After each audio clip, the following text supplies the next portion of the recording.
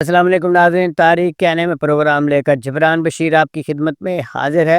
ناظرین، آج ہم رومن امپائر کے بارے میں بات کریں گے۔ رومن امپائر بہت دور تک پھیلی ہوئی ایک امپائر تھی، جس کا تقریباً 10,60,000 مربع میل پہ تقریباً یہ پھیلی ہوئی تھی۔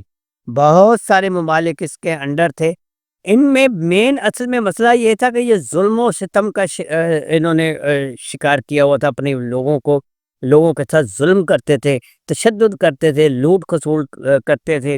بڑی بڑی امپائر، بڑے بڑے محلات کھڑے کیے ہوئے تھے، مگر یہ ہے کہ لوگوں کو دیتے کچھ نہیں تھے، بہت ظلم تھا۔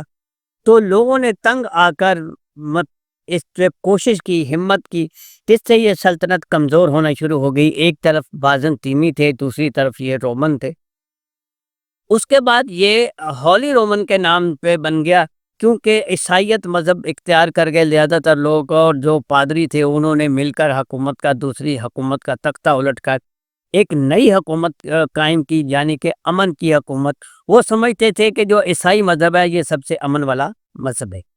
تو اس میں بہت مزاحمت ہوئی۔ اس کے بعد کچھ ہی عرصے بعد نپولین نے آ کے اس کا تختہ الٹ دیا اور حکومت کو گرا دیا، اور اس کے بعد جرمنوں نے اس کا مین جو طاقت تھی وہ توڑ دی، اور پھر آہستہ آہستہ ترکوں نے، جو وہ سرحدی علاقوں میں رہتے تھے، انہوں نے آ کر حملے کر کر کے ان کو بالکل پسپا کر دیا، اور آخر کار پھر سلطنت عثمانیہ قائم ہو گئی، اور یہ جتنا بھی تھا رومن سلطنت کا سار تھا وہ سارا ٹوٹ گیا۔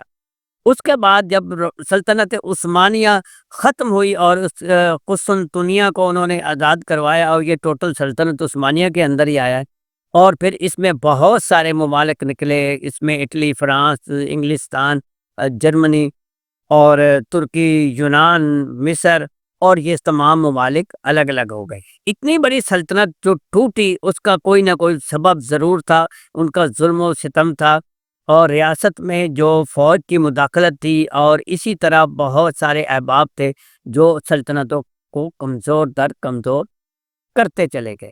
جیسے ہی ظلم ستم کی بھرمار ہوتی ہے تو کوئی نہ کوئی معاملات ایسے ہوتے ہیں کہ بڑی بڑی سلطنتیں ٹوٹ جاتی ہیں اور آخر کار فنا ہو جاتی ہے۔